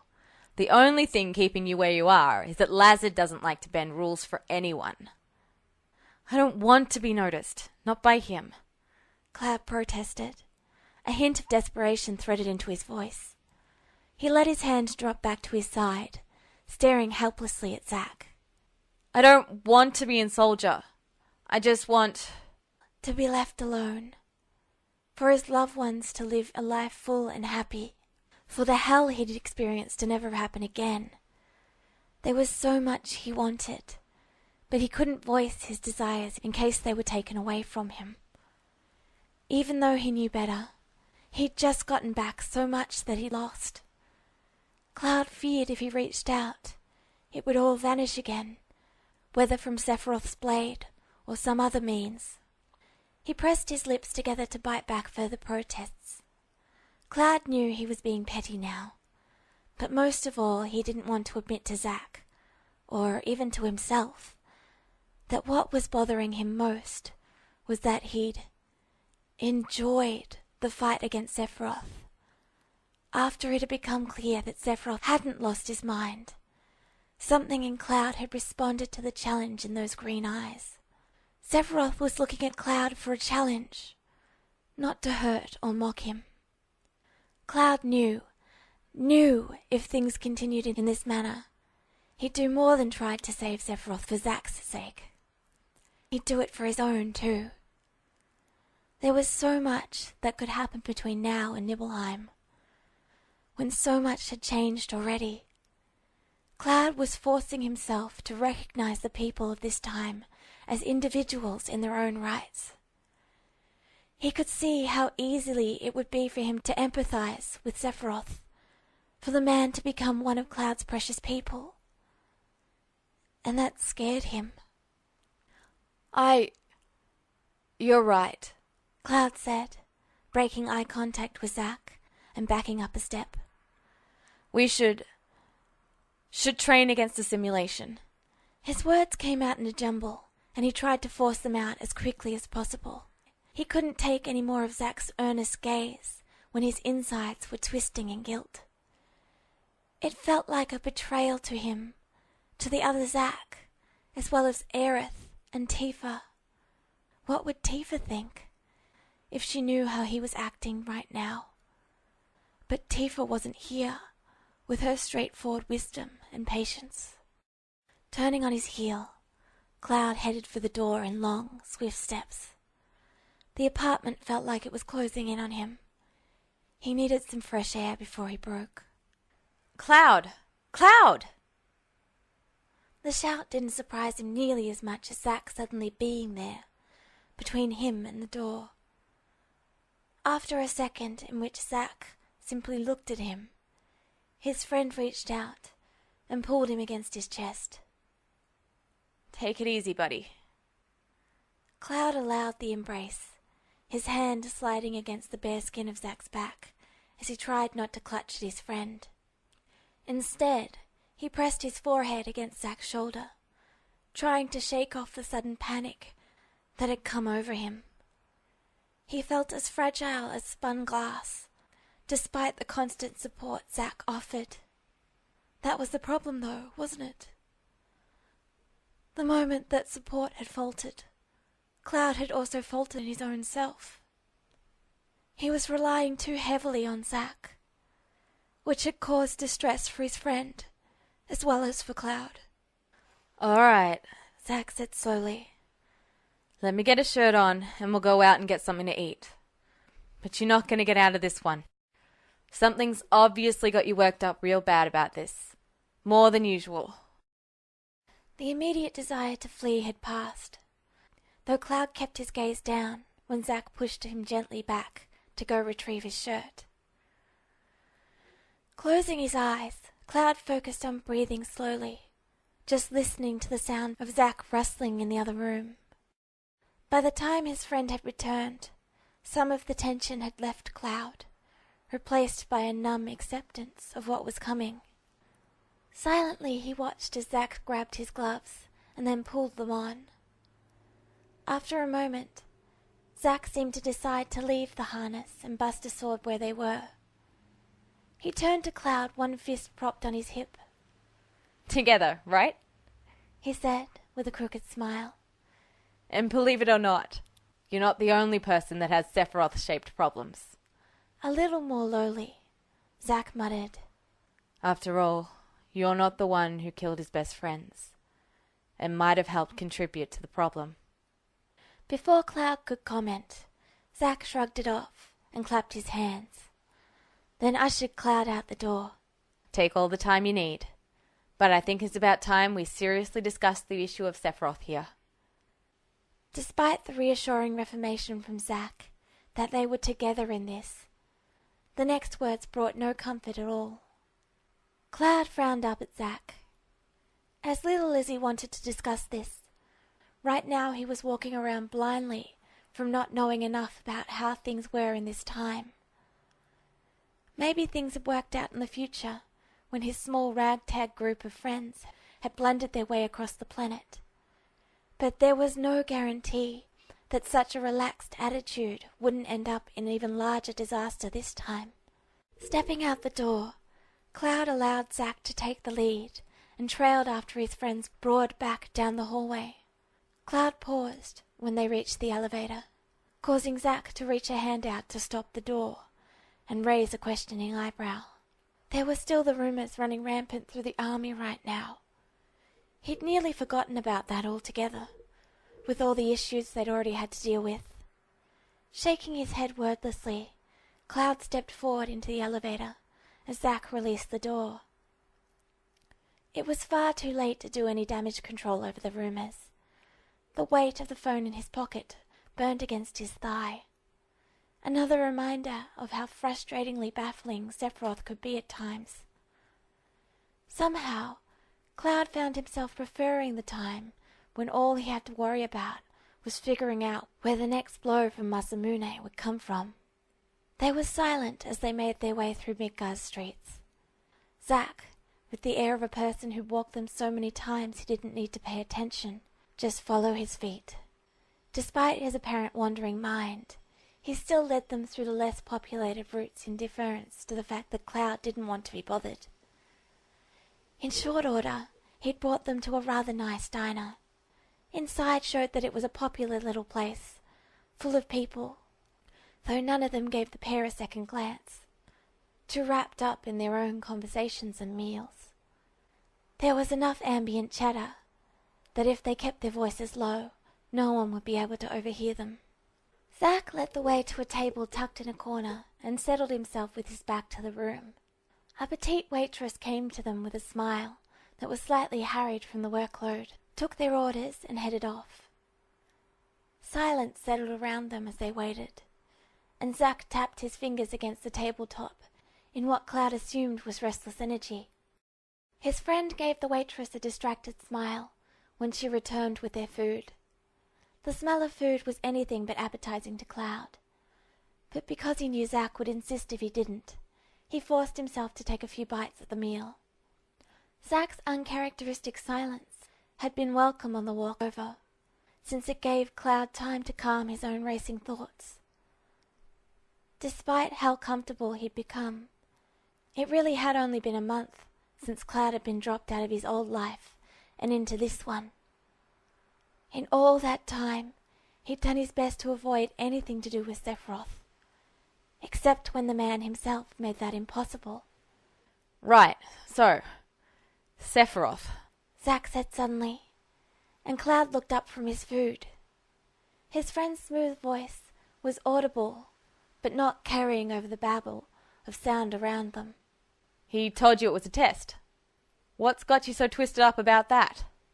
Frowning in consideration, Cloud pushed his mostly full plate away and rested his arms on the edge of the table. I'm worried about what he was testing, Cloud said at last. Genova, when I first arrived, I could sense her when I was near him. After that time in the apartment, the feeling went away. The threat of guilt that he hadn't told Zack about that sooner wormed its way into Cloud's gut, but he ignored it. I wonder if he felt it too. Zack looked down at his own food, his hand moving up to rub the side of his neck, just above the high collar of his shirt. Sephiroth obviously has a vested interest in you. Has had one since Mediel. I don't know what his motives are, but if he didn't then there's nothing I could say or do that would have convinced him to help me out with this. Zack went quiet for a second, fingers fiddling with his spoon. It clinked lightly against the side of his bowl, a sound that was nearly lost under the ambient chatter. I don't know if you remember, but Lazard insisted you get checked out when we returned. And according to everyone involved, you were. Except, of course, Cloud had never been seen by anyone. All of your paperwork says that you were checked out with perfect health, but a soldier-level enhancement from the mucko you fell into. Nothing special. Which, of course, was a bit special in and of itself, but not that big a deal. Finally, he looked up at Cloud, mouth twisted wryly. Sephiroth and I had to do some underhanded things to get you through, but it worked out in the end. Even before that, when we were in Junon, I think there was probably more to Sephiroth leaving early and taking all of us with him than there seemed. I'm not too worried about it, because I don't expect Sephiroth to do much at this point. But he is curious. Understandably so. But I don't think he has any ulterior motives, Cloud. It was probably just that, a test. After that incident, well, you probably confused him, and he's trying to figure you out. What I don't understand is what you mean when you say you could sense Genova. Cloud could feel his eyebrows raise as Zack talked, baffled and impressed that his friend had thought so far ahead. The political side of Shinra wasn't something Cloud had experienced with before. He was more of the sneak in and blow stuff up school of thought. Hearing how far back Sephiroth's interest went was not reassuring, though. There was nothing Cloud could have, would have done differently when he'd first seen Sephiroth. Shaking his head, Cloud brought his hands up to rest his chin on them, elbows braced against the table as he thought. He still didn't like the idea of Sephiroth being so interested in him, especially since Cloud was actively working against the man in a way. Whatever Sephiroth learned from his games could tip the balance either way, and leave Cloud completely unprepared for when things went wrong. It was the fear of knowing, but not knowing if or when that information might become useless that was so stressful. Zack's question sank heavily into Cloud's mind. The simple answer would have been easy to give, but wouldn't really tell Zack how bad the problem really was. Sitting back in his chair and allowing his hands to drop into his lap, Cloud focused his eyes on them to avoid Zack's gaze as he began to explain. I was created to be Sephiroth's clone, he said quietly. After Nibelheim, but I was a failure in Hojo's eyes. That feeling still haunted him, that Cloud wasn't good enough, could never be good enough for Sephiroth or anyone. When he'd discovered, remembered what he was, he'd wanted so badly for Hojo, Sephiroth, anyone to tell him he was needed, and his selfishness had nearly destroyed everything. Taking a slow breath, he continued. That still meant I'd been injected with Genova cells, and S-cells, as Hojo called them. It was some mad plan of his, for the reunion, he called it. Sephiroth was able to use the connection sometimes. Use it to nearly make Cloud kill Aerith. Cloud had fought so hard to stop that, had even managed to break the hold, but it hadn't mattered. Because Sephiroth had somehow overpowered Genova, could use her instead of the other way around. I could feel her still. It's like a buzzing in the back of your head. Not quite a headache, but impossible to ignore. The last time I felt it was when Kadaj had sacrificed himself to allow Sephiroth back into the world.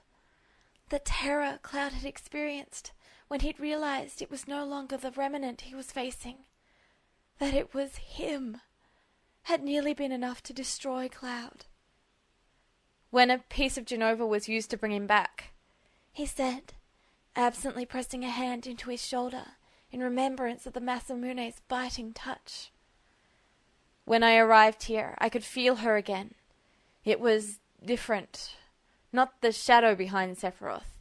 I think she was calling. Cloud's eyes unfocused slightly as he tried to recall exactly what the sensation had been like. It was worse when I was close to Sephiroth. She was trying to reach him through me. He trailed off, blinking to break himself out of the memory of the seductive pull. Created, Zack said, voice flat and toneless. I'm going to kill him. It was said almost like an epiphany. Perfectly calm, perfectly cool.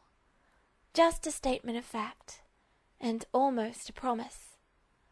Zack grimaced, face twisting into a mixture of fury and something a little more violent. Son of a bitch! Then he took a deep breath, released it through his nose, and calmly started eating again. He picked his way through his meal, a sharp frown in place of his usual easygoing smile, while he attempted to glare the dregs of his stew into submission.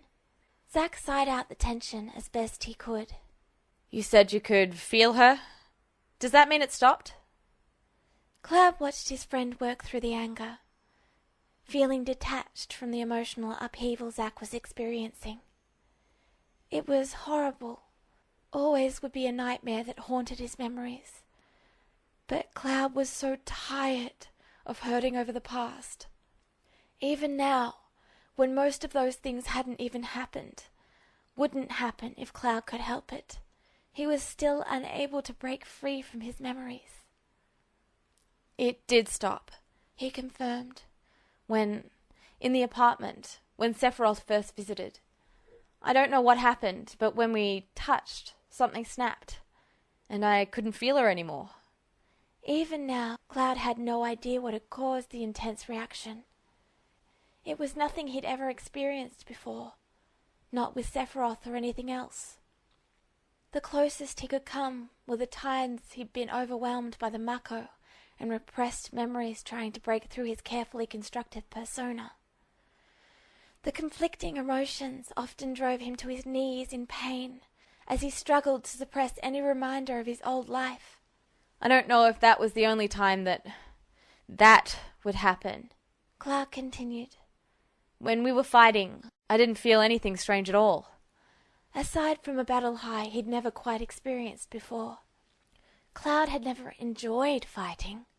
He knew he was good at it, one of the best at winning, even if his technique was unorthodox and self-taught for the most part. All his battles had been necessary, aside from a few games at the Golden Saucer, which had been challenging for their handicaps, not their difficulty. Zack's frown deepened again, and he rubbed absently at one shoulder as he thought. You said Sephiroth managed to overpower Genova before, right? Maybe it had something to do with that. Maybe he's stronger than she is, and when you touched, she tried to reach out and was, I don't know, repelled somehow? Shaking his head, Zack asked, How did that fight go otherwise? And how in the name of the planet did you end up, with the coat? He made a little noise in the back of his throat, and waved one hand in a vague gesture. Wrinkling his nose in faint annoyance, Cloud just said, Very. Sighing, he leaned forward against the table again, bringing a hand up to rub tiredly at his eyes. And aside from that, there were no problems. Cloud paused mid-motion as he remembered the lady scientist and her searching looks. Though I think one of the scientists was a bit too curious. If she was one of Hojo's underlings, then that could lead to trouble. Ah, figures. Zack muttered. That bird loves you almost as much as he does his mom. He passed a hand over his face, looking as worn and tired as Cloud felt. We'll deal with it if a problem comes up. For now, we've got a vague plan to get us started, and that's better than nothing. It's still a waiting game. Then he pointed his spoon at Cloud. Now, get eating or I come over there and hand feed you.